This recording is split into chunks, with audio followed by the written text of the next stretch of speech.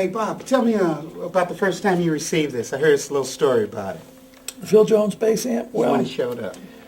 the first time I received it, it actually came to the Funk Brother rehearsal the day before I got to the rehearsal.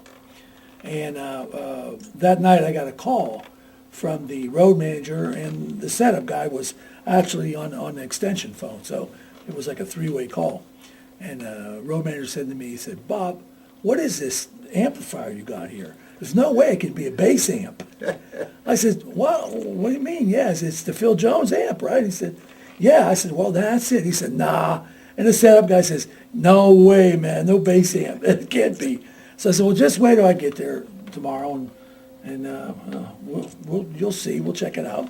So the next day I came in, and they had it all set up on the stage, ready to go.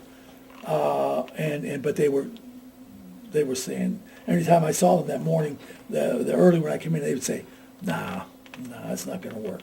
Said, even to the, well, I don't want to say that what they really called it, but they said like it's a piece of crap, you know. I said, wait a minute, give it a chance.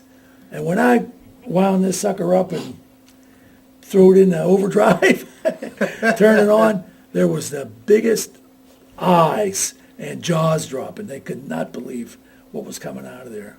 It was a incredible feeling for them and for me, really. Beautiful. But I know that they got blown away. It's incredible punch on it, too. Well, you know, that's the thing.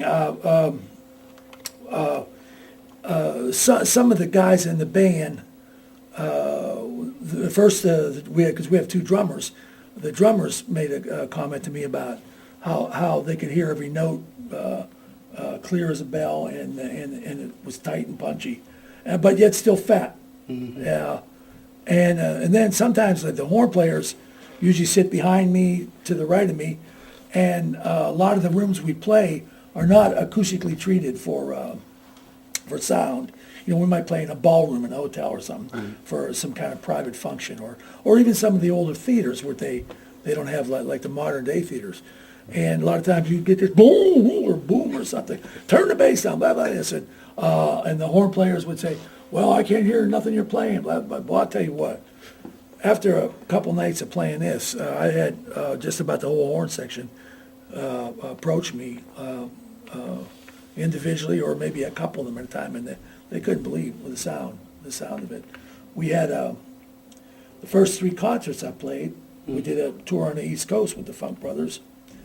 And the websites of the Stand in the Shadows of Motown website, and then somehow bass players have access to the Dr. Licks website too, which I probably guess you can just punch in Dr. Licks and you're there.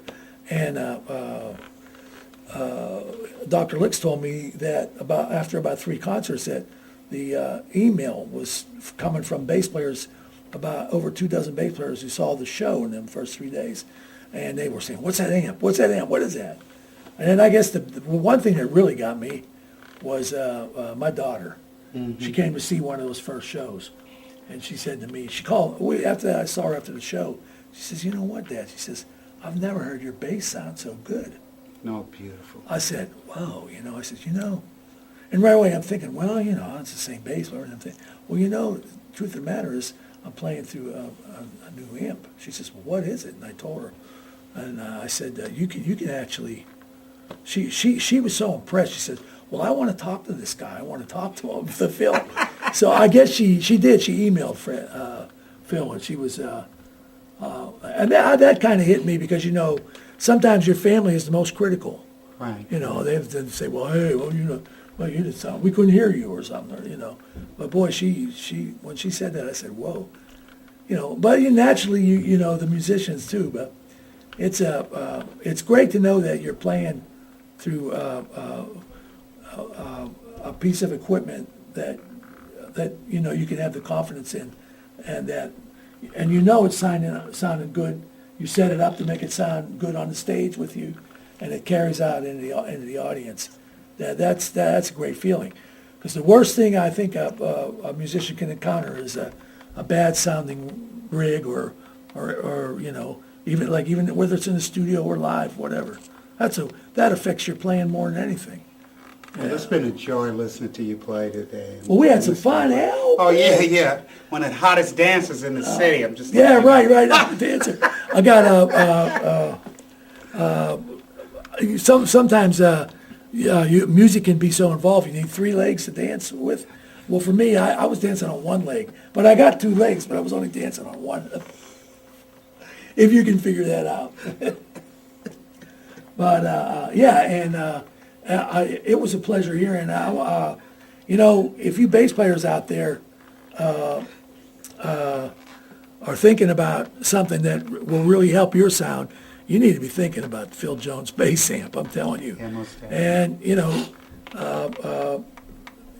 it just if you like the Funk Brothers music, if you have one of these Phil Jones amps, you'll get that feeling like you're on the stage with the Funk Brothers. But this thing here, there's no way you can go wrong, believe me. So, musicians look for years for sounds, and I think you're not going to have to look too much anymore, not since with this baby.